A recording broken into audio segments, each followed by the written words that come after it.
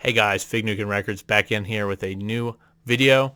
Today we're going to be over my top concerts of the year ranked, which is actually all my concerts since I only went to 6 this year. Kind of a down year compared to some others, but eventually I'll probably rate all my concerts. So stay tuned for that. It is a possibility I go to one more concert this year, which would be Holidays. I think it's the Holidays Rager 2 by Killswitch Engage. Excuse me.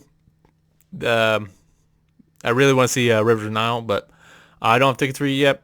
But I am going back home to Pennsylvania, so it'll be around there that the show is, because I'm going back in Christmas time. So we'll see, possibility, but who knows? I don't want to kind of delay it to like the last minute. Also, I'm trying not to make any videos while I'm home. So overall, not going to count that. So let's start off. Metalheads, prog guys. I mean, anybody who's like big into, not mainstream music, don't just click off right here. Or maybe at another one that we have here. But number 6, I'm having Coldplay. I did see Coldplay. They had 2 openers. I didn't see them. Honestly, we drove up to Dallas, which is about 8 hours away from me. So it was a long drive. Missed both openers. I didn't really care. It was a weird show, though. It was at like Cotton Bowl Stadium. And man, we drove to like the most ghetto part of Dallas to get there. Really weird. Had to go like over a train track, and people almost getting hit on a train track. It was like really weird. One of the weirdest things I've ever been to. But it was an interesting show. I enjoyed Coldplay. The reason I'm putting up number 6 is because I kind of grew up with their older albums. Big one for me was Viva La Vida. That was like my first CD I ever got, so it's a big one for me. Grew up with the band. The thing I didn't really care for was their newer stuff. And the openers, like I said, I didn't even see any of them. So it's kind of hard for me to be like, hey, that opener was awesome. Yeah, I didn't see him at all, though. So, yep, kind of hard to choose from that. So, they're going at number 6. Next up, also a little caveat to this video, I will be showing t-shirts from the band. I'm also looking over this way for some reason, because my face is over there, and here's the camera. Kind of being an idiot here, but it's fine.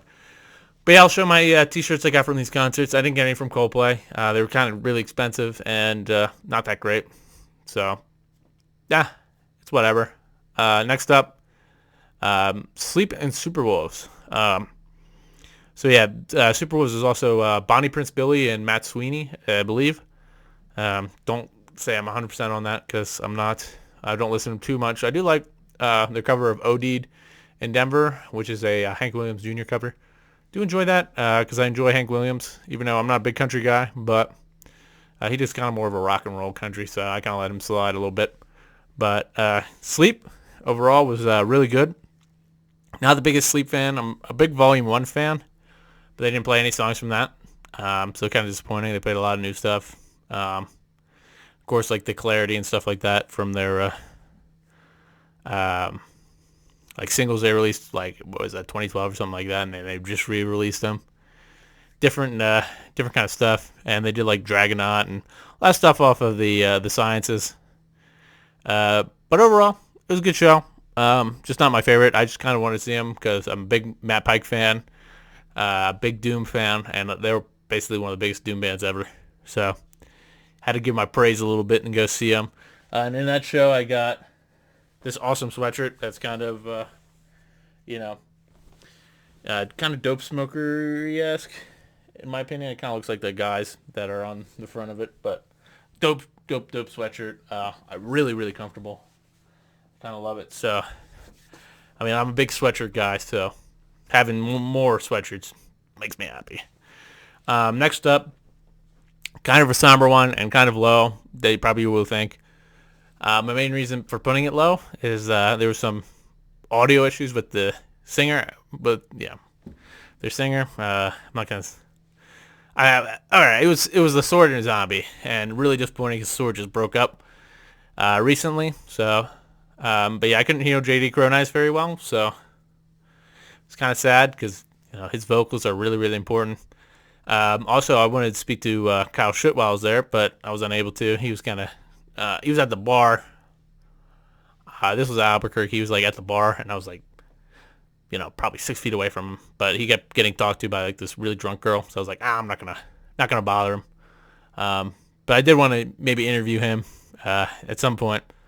I've talked to him on like Facebook before. He's a really nice guy. So if you guys want to check out more like sword type stuff, I mean, he released a solo album a couple years ago. Really cool stuff. But yeah, next up, well, not next up, but Zombi came before them, and they were actually pretty impressive. I wasn't actually a huge fan of their album. I like listened to it before. I'm like, oh, who's Zombie?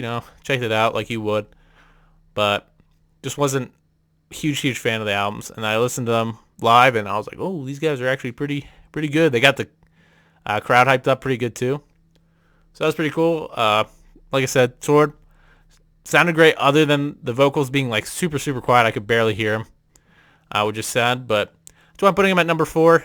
Kind of breaks my heart that they're gone now forever. I wish I would have seen them at a better venue with better audio, but of course it was a small one, and that's also kind of why they broke up. It's because the attendance was kind of not great. Sad to say, but got 2 t-shirts from the show. I did get Zombie, which I do enjoy this shirt a lot. I think it's really cool. It's got some side work, and then it's got some dates on the back. Yep, I saw him in Albuquerque, which would have been, let's see, 3/6, 3/8, can't remember, 3/8. Yep, I couldn't remember the date. But yeah, and then I got this shirt from the Sword, which I also dig. We got also some printing. It's a little wrinkled. It kind of fell to the bottom of my closet, so I was like digging through all my shirts today looking for it. But yeah, awesome shirts. Sadly, like I said, the show a little bit disappointing, but it is what it is. Still, I'm beyond happy that I got to see them before they broke up. That's like my big thing. Next up, RedHotChiliPeppers and Thundercat. There's also another band there. It was their first show in Denver. Really cool. But kind of sucked because it like rained a bunch. Luckily, I was like the first row under the covers that didn't get rained on, so that was kind of nice. But I didn't see the middle band because I was literally in line getting t-shirts that whole time, just waiting. But yeah, Thundercat was really good. I haven't listened to a ton of Thundercat, but I do like, because some of his stuff kind of sounds like why can't I think of the song title? It's what, oh my goodness. I can only think of Camarilla Barilla, but I don't know. I can't think of the fucking Zappa song. Jesus, it's one of his bigger songs. I'm having a brain fart today, but yeah, I really like his stuff. And then Red Hot Chili Peppers with John Frusciante back, mint. I've seen him. I saw him once before, and I saw him with crap. I can't remember the old guitarist's name now. Fuck him. Josh Klingenhofer. Get him out of the fucking band. We don't want him. Fucking Frusciante's back, and fucking Frusciante's fucking amazing in that band. But I think part of him coming back was the idea that they needed to have fucking a solo for him like every fucking 5 seconds. He had like multiple solos during every song. Like Flea and fucking oh my gosh, Chad. Man, I'm really bad with names right now. Just losing all, yes, basically the drummer, Chad, I can't remember his fucking last name. But yeah, Flea had like one solo, and Anthony Kiedis, he was going crazy sometimes, but man, Frusciante stole the fucking show. And also Kiedis sounded fucking great after COVID. He sounded a little rough, and I think it was 2018 or something when I saw him. It was right after the Getaway. So I don't know. He sounded fucking great. Frusciante was great. So you're thinking, what concert's gonna top this shit? You sound super fucking hype about this. But there's some fucking more hype concerts. I love Red Hot Chili Peppers. I grew up with them. Again, I know you guys are probably metal prog because that's what I talk about a lot. But hey, that was a good show. So, and Thundercat's, he's a little bit proggy, you know what I mean? Fucking like an insane bass wizard. Might be better than Flea. Probably better than Flea. But, dude doesn't love Flea. He's talking about fucking, he's losing hair on his head, but not on his balls or something like that. He said that during the middle of the show. I was like, what the fuck? crazy, man. Off the rails, but great show. Highly suggest seeing them. And I wasn't a big fan of Unlimited Love, but their new album, that one single that came off it, pretty fucking good. So I'm hyped to hear that when it comes out. Or it might have already came out. Maybe I'm dumb. I haven't listened to it yet, though. So I'm also doing my rankings for top albums of the year. So maybe I'll have to give it a listen if it came out already. Like I said, I don't know. I know it's coming out like really soon, though. So also got one shirt from this, which is this one. Yep, you got them all in basically half naked, the classic. And then it says Unlimited Love Tour 2022, Unlimited Love. Of course, I saw them, first show, July 23rd at Mile High. So, really awesome one. Now, let's get to the last two, because these are where it gets fucking hype as shit, alright? Next one up, number 2. Trivium, Between the Buried and Me, Whitechapel, and Khemmis. First of all, I mean, I used to have a Khemmis poster back here. And actually, 1 year anniversary from seeing this show, baby. So, like, a year after that one, I'm having 2 big banger shows, since that was Black Label Society, Obituary, and Prong. So that was a big heavy hitter show. This one, also a big heavy hitter show. Khemmis, fucking amazing. It sounded great. They did a lot more of their faster, newer stuff. So, and also a new song that was really good and pretty proggy. Not a lot of their older doomy stuff, which I really like, but I can't say anything bad because they sounded fucking amazing. The singer is amazing live. Also looks like a fucking Chad. Has long ass, like, feathered fucking hair. And a big old fucking, mustache going to the fucking mutton shops. Man's absolute fucking Chad, and it was awesome to see him. Whitechapel sounded fucking amazing. I really enjoyed their last album. So, Kin, and, when I first heard The Valley, I heard that, like, maybe, probably the year it came out. And everybody was talking about it. I wasn't a big fan the first time I heard it, and then over the past few years, I've gotten more and more into it, and I think really hearing Doomwood's Lie, that was fucking awesome. Sad not hearing Demon Defiles a Witch. It was a lot of stuff from Kin, and one of their older albums. I'm not like a massive Whitechapel fan, but I fucking dug this concert. They were great.